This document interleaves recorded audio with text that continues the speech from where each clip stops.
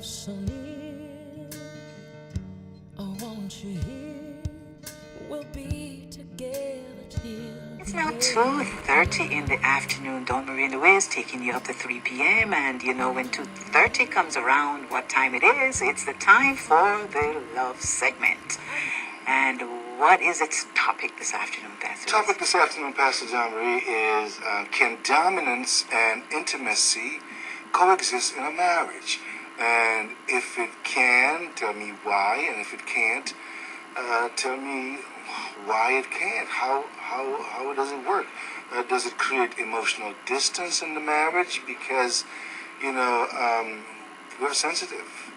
And, you can't just tear somebody down 1 minute and the next minute you expect them to be flying high. Mm-hmm. From the standpoint of being male and female, mm-hmm. we're different. That's right. We're very different.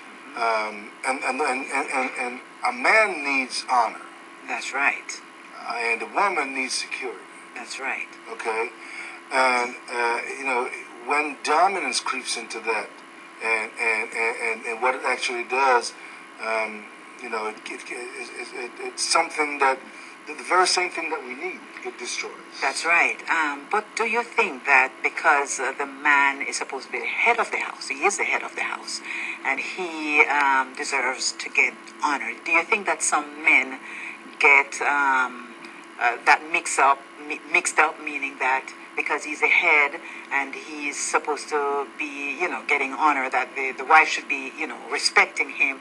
Do you think some men get this mixed up with dominance, and they figure they should dominate the woman? Okay, let me answer your question, but before I do, the numbers in the studios here is 954-792-1170. In Broward, in Miami-Dade is 305-948-1170. We can have this conversation this afternoon. We're inviting you. We're accepting your calls.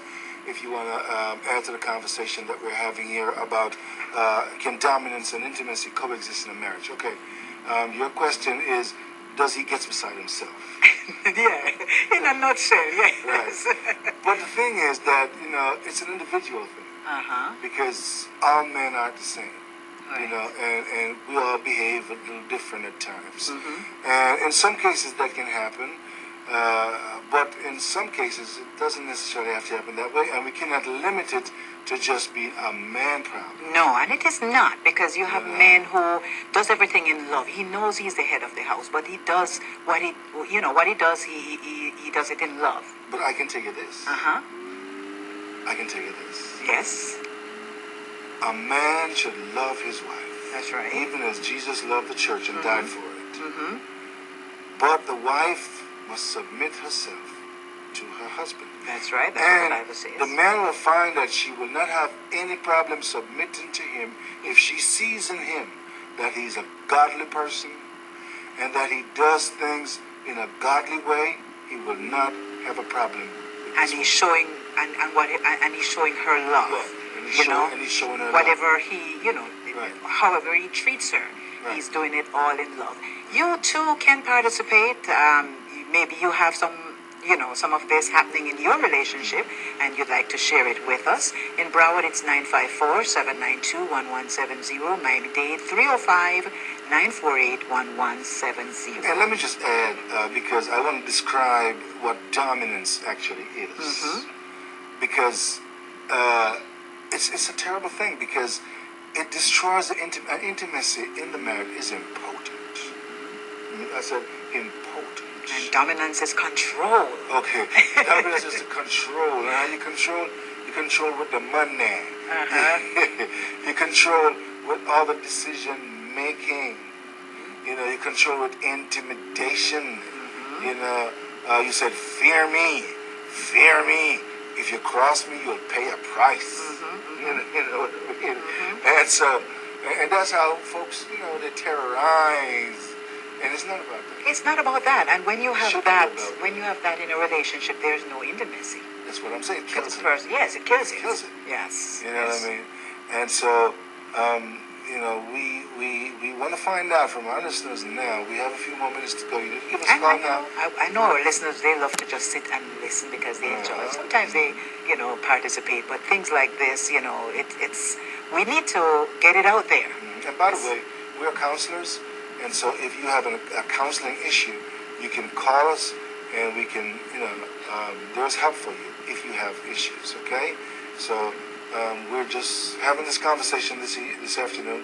Can dominance and intimacy coexist in a marriage? What is your answer this afternoon? In Broward, it's 954-792-1170. In Miami-Dade, it's 305-948-1170. Let's have this conversation this afternoon. And you were talking about control. Mm-hmm. What are some of the things that folks do that controls another person, a spouse? Well, for example, let's say, for money. Usually, let's say if the breadwinner, there's only one person working in the relationship, and, that person controls the money, finances, and so the other person never have any money, or doesn't have access to money, and so then The person holds it over his or well, her it's not head. only that, but if that person who doesn't have the money to do the things that the marriage needs to get done when the other person is not around, it can lead to some self-esteem issues. Because the person, if they're not, self-confident within themselves, they may feel as if they're less than what they are. For example, let's say you're married. Okay, I'm going to use like a height then, okay? Let's say you're married and you're in control and you stand at 6 feet, and the person who's not in control stands at 3 feet. No, that's a sad thing. You know what I mean? So you want to try to get up to that 6 feet level with the person and let them know, listen, if I'm going to be a partner in this marriage, I will be his. If I'm going to be a partner in this marriage, I will be respected. I'm not going to be here so you can run all over me and do everything that you want to do, because it's not going to happen. You know what I mean? I will not be dominated.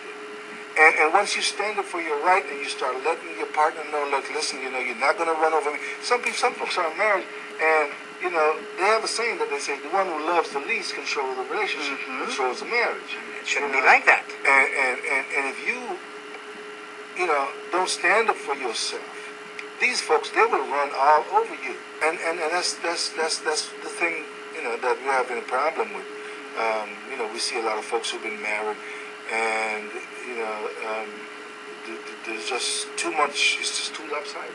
As I was saying before, one stand at 6 feet, one is at 3 feet, and unless you bring yourself up to that 6 feet plateau, you will be stepped on. You will be dominated, and it's going to destroy the intimacy in the marriage, because the person is not going to feel.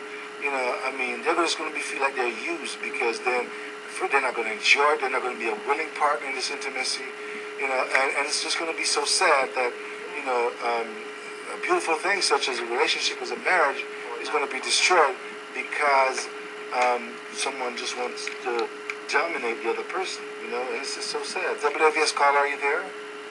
Yes, I am. Yes. And you want to participate in this conversation? Yes, I do.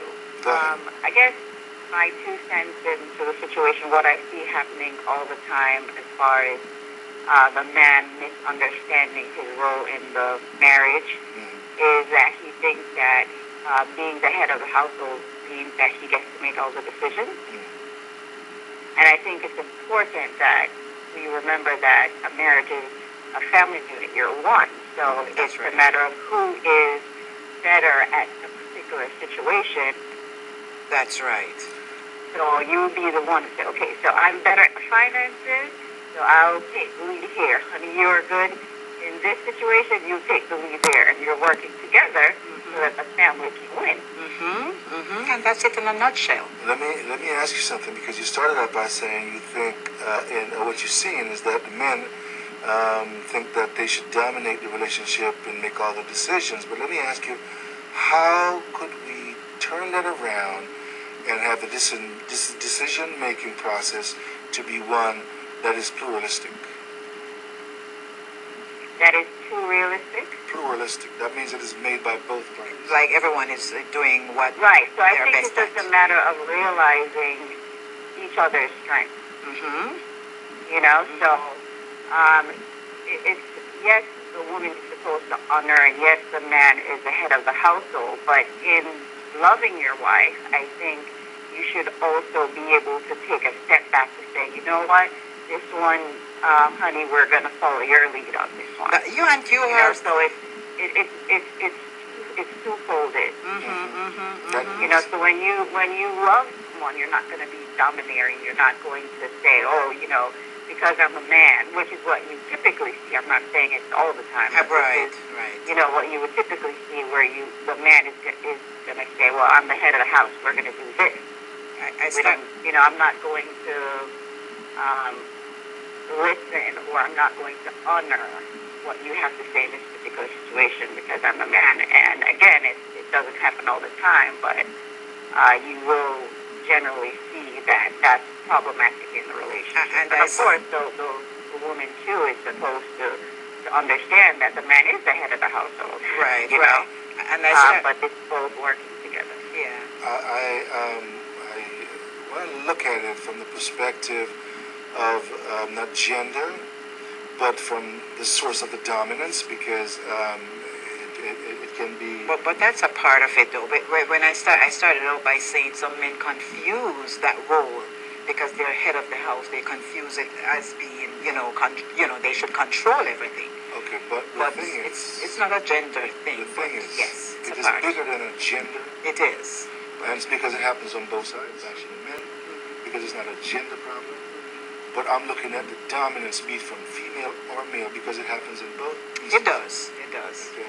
So, whomever does it, you know what I mean, it interferes with the intimacy into the marriage, and that is what we're trying to preserve. But the caller brought up a very important point by being, if you're stronger with doing this, say the finances, and the other person is stronger with taking care of other things that maybe has to do with the children or whatever it is, then just to make the family unit work in one accord, then whatever spouse is stronger in, then that's what should be done for the relationship to be better, and then you'll have a better intimacy in the relationship. I think what I hear you saying is that if the female, for example, for argument's sake, is better at handling finances and making sure the bills are paid on time, right, that discipline, then you might be better off having her handle those types of things. So I agree. Your point is well taken, and the caller also, because you have to use your strengths. And whichever area is your strong suit, then it'll be to your advantage for the relationship to use that strength so that it'll be for the growth of the marriage and for the overall well-being of both parties. Our numbers here, Broward 954-792-1170, in Miami-Dade 305-948-1170. You too can participate in this conversation. I think our caller is still there. Do you have something else to add?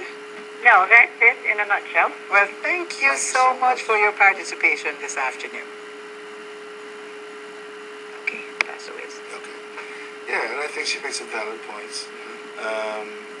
But we are interested in maintaining the intimacy into the marriage, because once you lose that intimacy, then the marriage falls apart.